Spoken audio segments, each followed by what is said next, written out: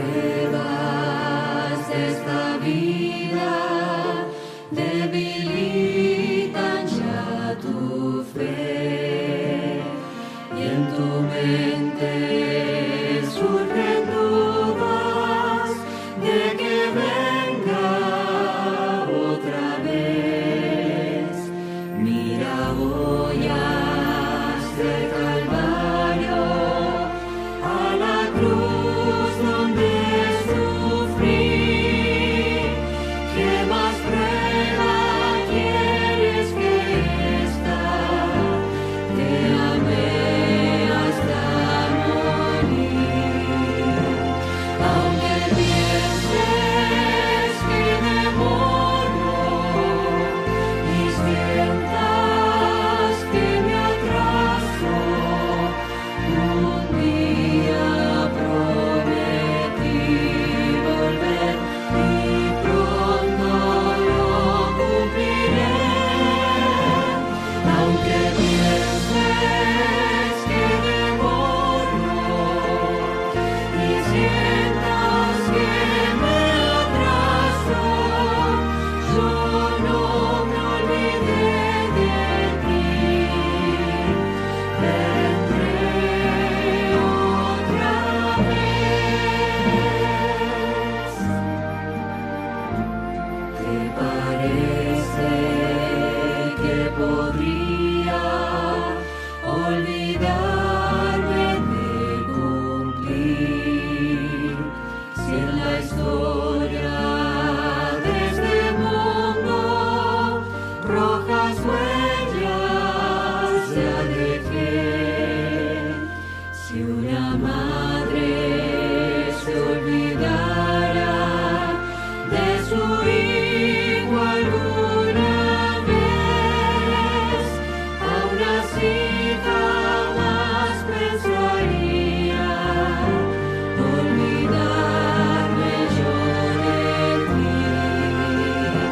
Aunque pienses que demoro y sientas que me atraso, un día prometí volver y pronto lo cumpliré.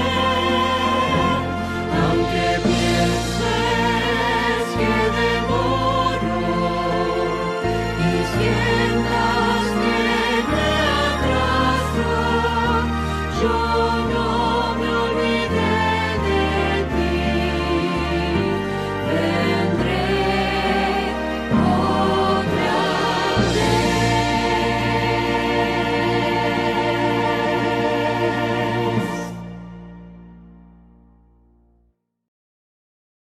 Bienvenidos a la casa del Señor y deseamos que la palabra de Dios nos sea hoy de enseñanza y de consuelo.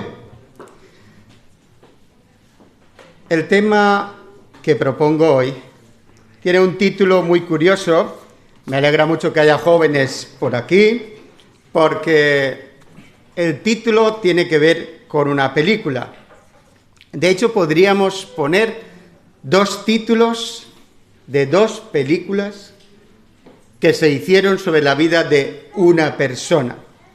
Esa persona tiene un nombre, no sé si lo vamos a aprender, porque tiene un nombre japonés, por cuanto el hombre es japonés. Kiune Tsukihara, este es su nombre. Pues este señor, que lo vamos a conocer ahora, vamos a ver un poquito, esta es su imagen, y ahí a la izquierda tenemos unos documentos que llevan su firma. Y les decía que se han hecho varias películas sobre la vida de este hombre, por cuanto este hombre salvó la vida de mucha gente. Una de las películas se llamó Visados para Vida, que podría estar muy bien como título también, y otra se llamó La conspiración de la bondad. ¿Qué les parece? La conspiración de la bondad. Es verdad que estas dos cosas no podrían ir juntas, pero este es el título que pusieron a una película sobre la vida de este hombre. Él fue cónsul de Japón en Lituania justamente en el periodo en el cual Alemania había conquistado Polonia e iba conquistando las otras direcciones, y nuestros hermanos hebreos huían para salvar sus vidas. Él era el vicecónsul de Japón y resulta que era una de las posibles o de las pocas posibilidades para que esta gente salvara sus vidas. He aquí el dilema. Este señor podía con su firma, con su mano, otorgarle la posibilidad a una familia de salvar su vida. Pero resulta que consultó con su gobierno y el gobierno le dijo: no le des visado a nadie al no ser que haya terminado su proceso migratorio y tenga todo el dinero necesario para su estancia en Japón, porque ellos no iban a Japón, sino que pasaban por Japón. Tenían que quedarse como 10 días en Japón. Pues, mis hermanos, ¿qué es lo que hizo este hombre? Este hombre dio todos los visados posibles que pudo dar para que se salvaran todos aquellos que pudiesen salvarse. En contra de lo que le habían dicho, en contra de lo que era la ley en ese momento, o la ley para él asumió la responsabilidad de salvar gente, con el riesgo de su trabajo, con el riesgo de su castigo político o más allá de ello, pero sin embargo se dedicó a salvar vidas. Él dice que llegó un momento cuando ya le prohibieron hacerlo y le dieron la orden de dejar el consulado. Su esposa y él escribieron a mano ese papel que en aquel entonces era un papel de vida, porque los hebreos huían de delante de los tanques y de los alemanes. Huían de aquellos que los mataban sencillamente sin haber hecho nada malo, solo por quienes eran. Y este hombre, ante la injusticia, decidió hacer justicia. Pero, ¿por qué haría un hombre así? Vamos a ir un poquito atrás. Este hombre se crió en Japón. Es un país donde la fe es una fe en la que se adora a un Dios que está simbolizado por el sol y en el cual el emperador era el hijo del sol, a tal nivel que en aquel periodo, cuando pasaba el coche del emperador, nadie podía mirar, todo el mundo tenía que estar cabeza abajo. Este hombre se crió ahí, se crió con los valores que tenían otros también, y habrán escuchado de todos aquellos soldados que, siendo que eran japoneses, consideraban que por el emperador tenían que dar su vida y matar cuantos más de los demás, los kamikaze. Sin embargo, este hombre pensó y actuó diferente. Resulta que cuando era diplomático en China, conoció el cristianismo y se hizo cristiano. Y cuando llegó a su puesto de trabajo, él hizo lo que estaba bien, que es salvar las vidas de las personas. Cuando había terminado y ya se iba por el camino, porque la gente les seguía, porque se había convertido en la única oportunidad de vida de muchos, aún así escribía algún visado de esos y se lo daba a la gente. Cuando subió al tren que se iba, por la ventana, aquellos trenes ya no corrían como el AVE nuestro. Algunos iban corriendo y por la ventana todavía les daba alguno. Pero cuando ya no pudo más, les tiró los papeles de los visados los papeles impresos por la ventana y el sello del consulado y dijo: rellenadlo vosotros. Se cree que alrededor de 6.000 personas fueron salvadas por este hombre. El trayecto de su vida lo llevó por muchos lugares, fue diplomático en distintos otros países después, y después de la guerra, cuando llegó a Japón, su jefe, que lo esperaba para felicitarlo, ¿qué creen que hizo? Lo despidió, muy curioso, y vivió mucho tiempo en el anonimato, hasta que un día los hijos de aquellos que se salvaron de todo el mundo le dieron un homenaje, y este tiene un lugar entre aquellos que en Israel se consideran hombres justos. Y en su entierro murió en 1986. Él vivía en anonimato en Japón, pero mis hermanos se quedaron completamente sorprendidos cuando gente de todos los lugares del mundo vinieron al entierro del desconocido. Hizo un bien que fue continuando en el tiempo.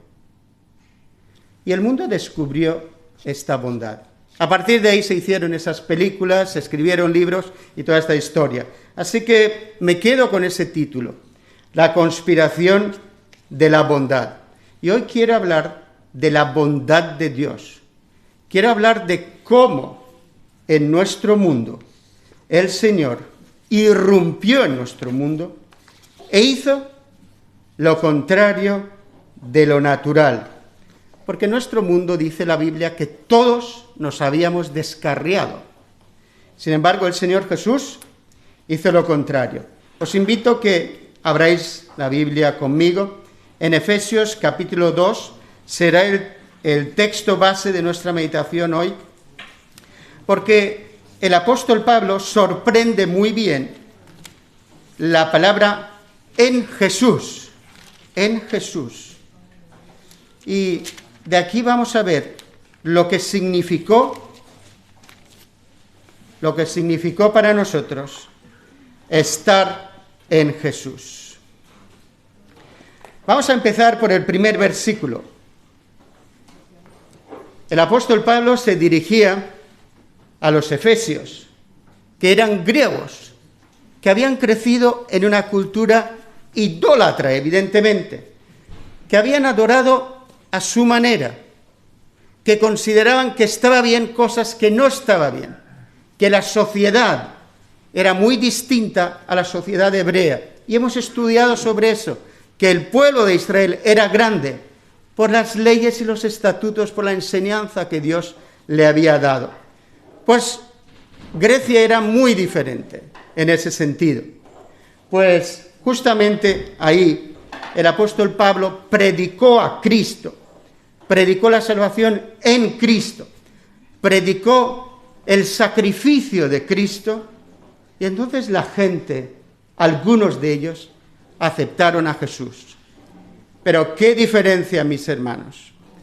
Primer versículo: Él os dio vida a vosotros cuando estabais muertos en vuestros delitos y pecados. ¿Cómo es Dios? Es bueno. Dios es bueno. ¿Por qué un japonés que tenía por orden ejecutar exactamente lo que le decía el emperador y su imperio? Y ya sabéis que ellos eran colaboradores de los alemanes y luchaban juntos para conquistar el mundo. Sin embargo, ese hombre que había conocido a Cristo entendió que era menester hacer el bien. Así que es lo mismo que ocurre aquí. Él os dio vida a vosotros cuando estabais muertos en vuestros delitos y pecados. Yo creo que este hombre entendió la gran diferencia que hace conocer y aceptar a Cristo. Tiene que revolucionar completamente nuestra mente y nuestro ser. Dios es bueno, porque el versículo 2 dice: en los cuales anduvisteis en otro tiempo, siguiendo la corriente de este mundo, conforme al príncipe de la potestad del aire, el espíritu que ahora opera en los hijos de la desobediencia. Un momento. El apóstol Pablo está revelando aquí el estado de las cosas y de hecho está quitando la cortina y está respondiendo al por qué ocurre lo que ocurre. ¿Por qué la gente está actuando como está actuando? ¿Por qué vosotros actuabais como actuabais? Y explica, vosotros anduvisteis ¿en qué? En vuestros delitos y pecados, siguiendo el qué, la corriente del mundo. Pregunto, ¿qué vamos a seguir hoy? ¿La corriente del mundo? Y cuando digo eso me refiero a todo lo que está pasando. Todo es negativo, todo es negro. Ahora, aquí no tanto, pero de Austria para allá, se está hablando de un invierno oscuro terrible. Todo tiene que ser negro, mis hermanos.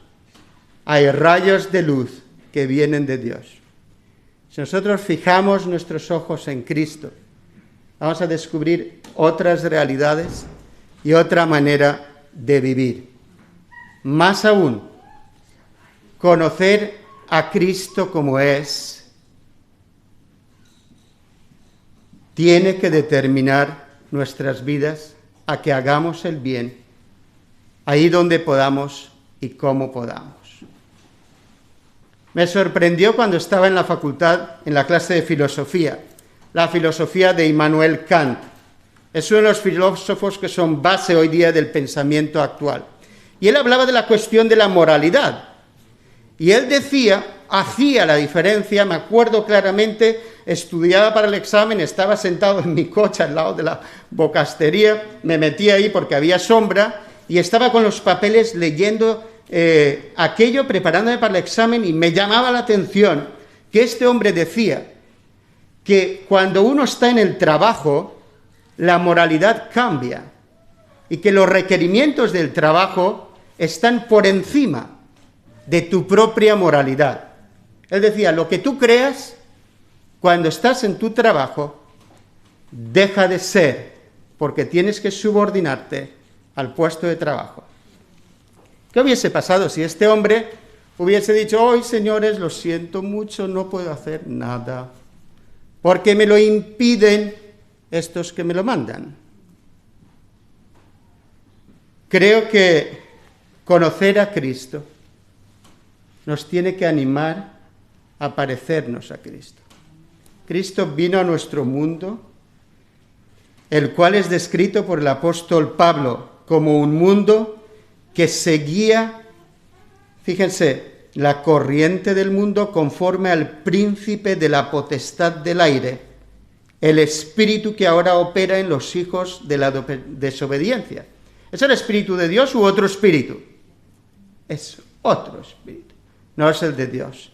Y si las cosas estaban así hace 2000 años, ¿cómo estarán hoy? Pero Dios es bueno y refleja bondad.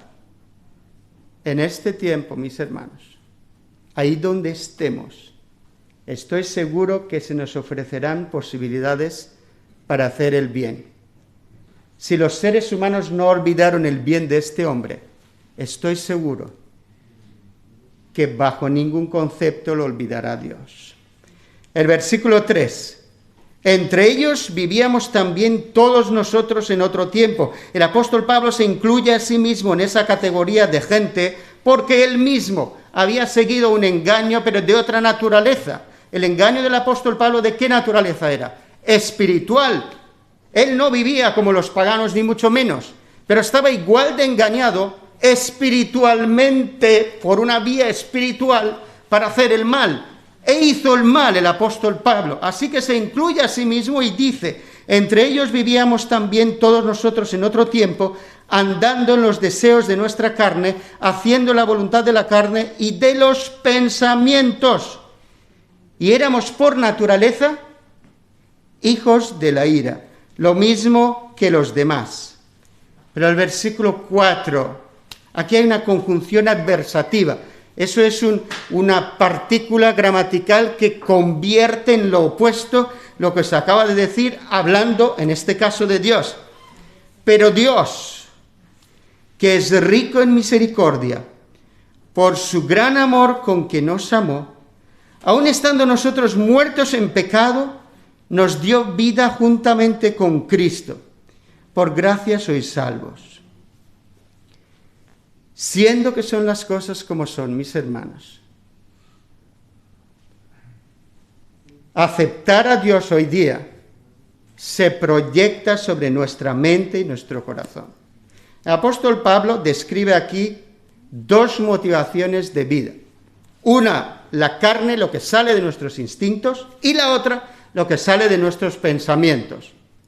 El apóstol Pablo se incluye aquí, y por lo que sabemos de su vida, lo suyo era debido a sus pensamientos.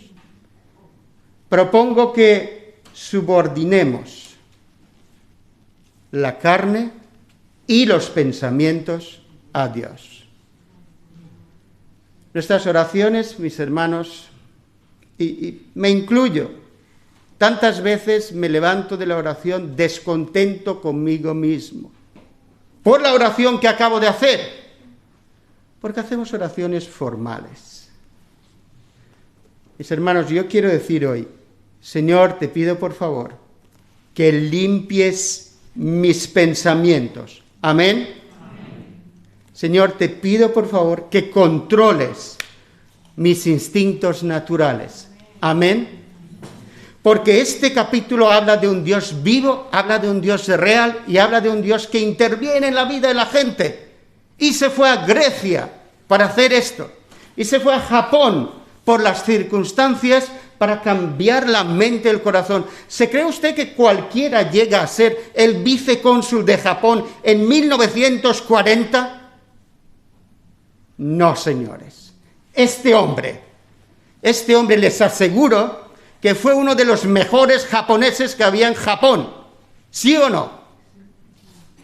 Ninguna oportunidad tenía ese hombre de llegar a ser diplomático de Japón si no hubiese tenido una vida intachable como japonés en aquella época. ¿Verdad o mentira? Pero hubo un cambio tremendo en su vida cuando conoció a Cristo. Dijimos que lo conoció en China. Y luego cuando se encontró con la vida y con las necesidades de la gente, actuó como Cristo actuó en su vida. Él entendió que Cristo le perdonaba sus pecados.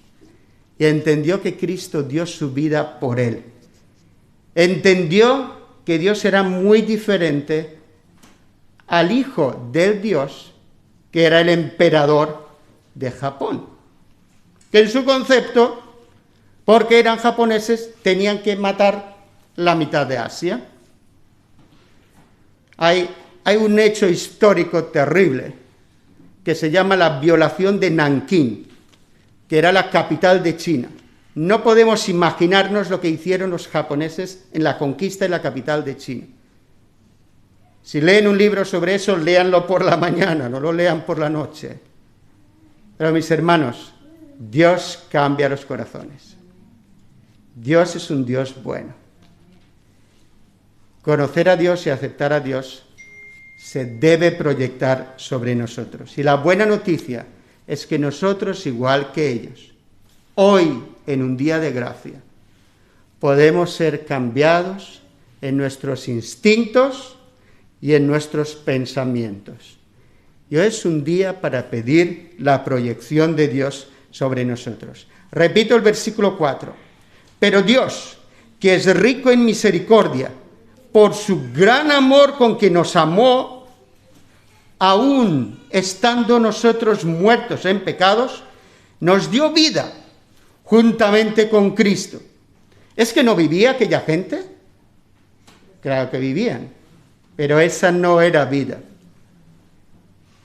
Una vida natural no es vida para Dios. Lo que es vida es una vida nacida del Espíritu de Dios. Eso es vida. Vamos a seguir leyendo. Ahora, no quiero saltarme este paso, porque esa vida, dice, es juntamente con Cristo. Mis hermanos, si unas personas, nietos y tataranietos, de algunos que fueron salvados por un desconocido japonés en Lituania, después de generaciones consideraron darle un homenaje a este hombre, buscarlo, irse a su entierro en Japón, al otro lado del mundo, y mostrarle su respeto, ¿qué es lo que deberíamos hacer por Cristo? Estoy preocupado por mí, mis hermanos. Estoy descontento conmigo. Porque cuando leo la Biblia, en Cristo veo la bondad máxima que puede imaginar el ser humano y no entenderla. Y al mismo tiempo, cuando me miro a mí, sé que le fallo a Cristo. Sé que no contesto correctamente a lo que Él ha hecho por mí. Sé que no reacciono en la medida que Él quiere de nosotros. Pero Dios ha previsto, Señor, tener iglesia y ha previsto salvar a la gente, dice el apóstol Pablo, por la locura de la predicación.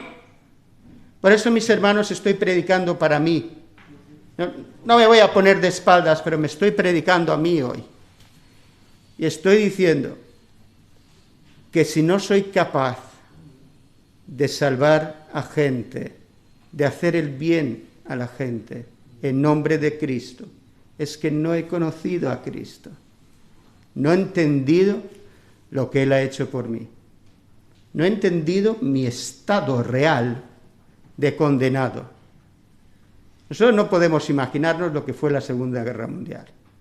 No podemos imaginarlo. No podemos imaginar lo que significa estar condenado y proscrito en cualquier lugar. Y no podemos entender lo que significaría para aquella gente un papel como ese. No podemos entender eso. Pero por el Espíritu de Dios, que da como fruto del Espíritu el don de la bondad, creo que este es un tiempo para que lo pidamos y lo cultivemos.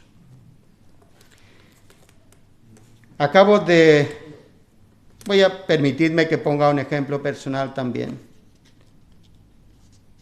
Estoy muy contento y feliz porque Dios nos da una ampliación de nuestro pensar en cuanto a la gente. Alguien me dijo, me pasó, que uno de los pastores, Luis González, ¿te suena, Samuel, Luis González? Un hombre extraordinario que hizo muchísimo bien, campañas de evangelismo, muchísimas, hombre de televisión, hombre de radio, excelente. Pues acaba de dejar el ministerio. La reacción clásica, ¿sabéis cuál es? ¡Oh, qué terrible! ¿Qué maldad habrá hecho este hombre? Pero si nosotros cogemos el ejemplo de Elías y lo proyectamos sobre una vida de estas, descubriríamos que la gente se cansa, descubriríamos que la gente se quema, descubriríamos que incluso dedicar todos los esfuerzos de uno para hacer el bien lo puede debilitar terriblemente. Y sin saber lo que no lo sé, lo que hizo este hombre, pienso que hay una causa, y aunque haya una causa negativa en este momento, hay que reconocer el bien que hizo una persona. Y oré por esa persona y le pido que el Señor le bendiga y lo levante y lo esfuerce. Tenemos que vivir como hermanos, por Cristo. Las divisiones que se puedan generar entre nosotros, mis hermanos, empecemos a dejarlas de lado. Os decía que le doy las gracias a Dios por crecer en ese sentido. No quiero poner ejemplos, pero tengo ejemplos concretos de aquí, que en otro tiempo lo único que había era justicia y justicia férrea. No, mis hermanos, Cristo vino a salvar gente. Y pide de nosotros que vayamos dirigidos por el ejemplo de Cristo. Dios nos dio vida con Cristo. Juntamente con Él nos resucitó. ¿Cómo que nos resucitó? Es que Dios considera que ese tipo de vida es una vida muerta. Así que nos dice que juntamente con Él, con Cristo, nos resucitó. Asimismo nos hizo sentar en los lugares celestiales. ¿Cómo? Esto es muy relevante, mis hermanos. Si leemos esta frase en sentido contrario, ¿dónde estamos sentados? Sin Cristo. Desde luego, en lo opuesto. Pero con Cristo, dice el apóstol Pablo, estamos sentados en los lugares celestiales. ¿Cuándo? Ahora. He estado dando el estudio sobre el juicio de Dios. Solamente escuchar esa palabra suele espantar a cualquiera. Mis hermanos, ¿cómo es que estamos sentados en los lugares celestiales con Cristo Jesús? En el juicio ahora de las naciones y del mundo. Si estás en Cristo, si estoy en Cristo, y creo que estamos, Cristo aboga por nosotros. Cristo aboga por nuestras vidas. Cristo muestra el cómo la bondad de Dios se nos aplica a nosotros. Y un día tendremos la sorpresa de que entre los salvos estaremos nosotros. Amén. Eso decía Lutero. Lo que más le va a sorprender que él mismo va a ser salvo. Una de las sorpresas. Así que, mis hermanos, estas palabras nos hacen elevar nuestro pensamiento hacia Cristo en medio de un mundo guiado por el espíritu o por el príncipe de la potestad del aire. Creo que esta traducción no es del todo correcta. Se ha traducido la palabra ruaj, que es verdad que significa aire, pero lo que está diciendo aquí está refiriendo al príncipe de los espíritus, pero de esos espíritus de la desobediencia. Propongo una otra posible traducción. Mis hermanos, versículo 8, os invito a que lo recibamos en esta misma hora, porque por gracia sois salvos por medio de la fe. Amén. Amén. ¿Crees en Señor Jesús? ¿Crees que eso te puede resucitar a una nueva vida real? Y que vas a ser capaz de hacer el bien pensando en lo que está bien. Este hombre fue preguntado, ¿por qué? ¿Por qué hiciste eso? Dio dos respuestas muy interesantes, las dos. Una, es una frase que dijeron los sabios samuráis. Sabéis que ellos tenían que dejar un testamento en una frase.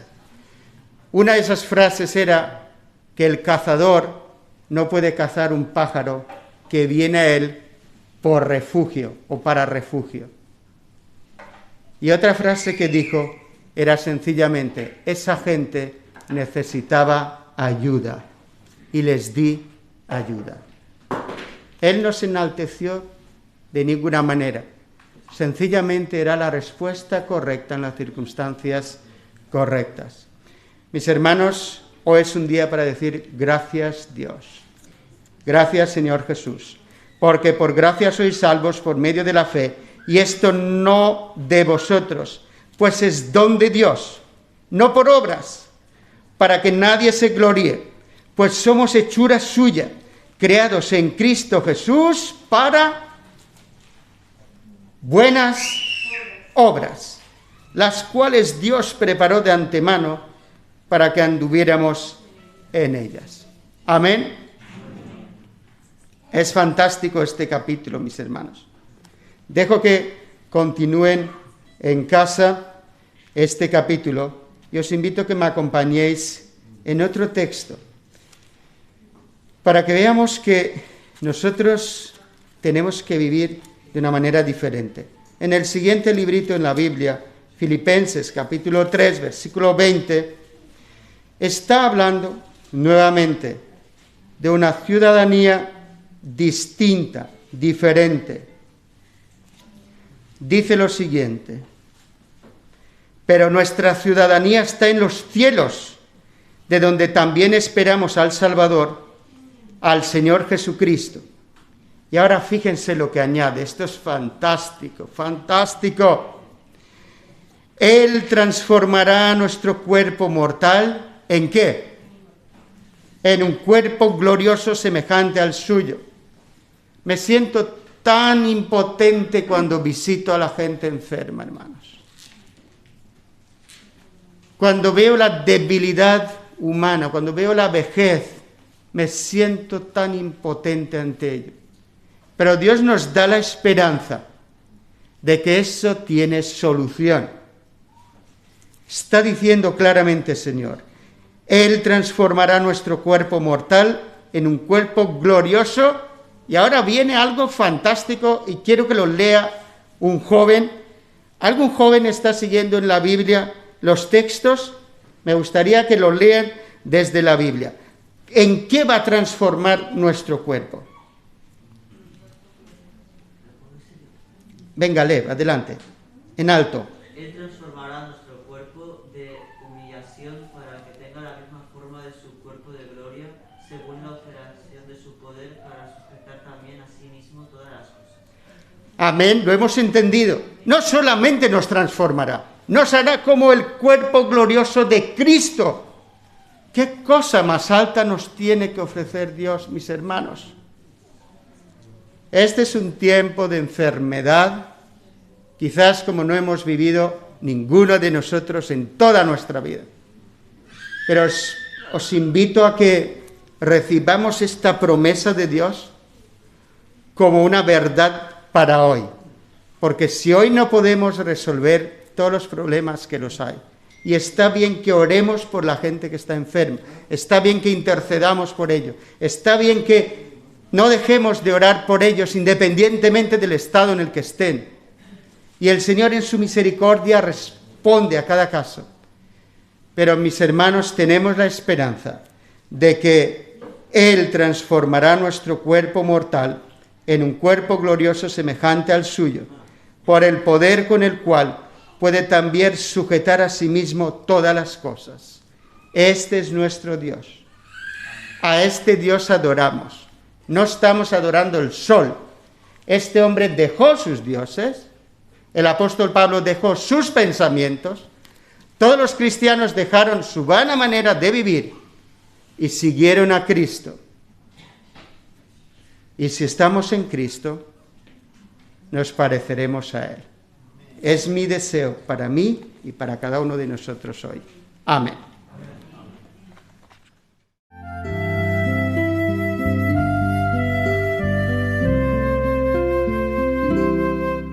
Días hay, lo sé, en que triste te sientes y sin esperanza estás.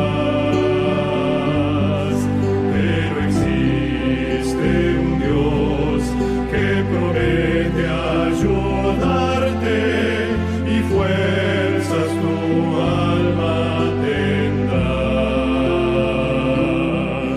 Nunca te rindas, Cristo ya viene, y su rostro pronto verás. Nunca te rindas, Cristo ya viene,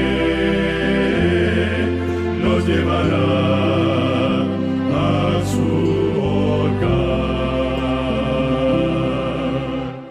Este mundo cruel no será para siempre, el mal pronto terminará.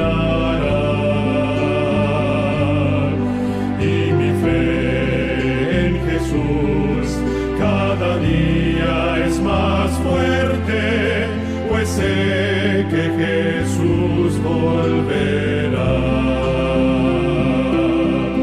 Nunca te rindas, Cristo ya viene, y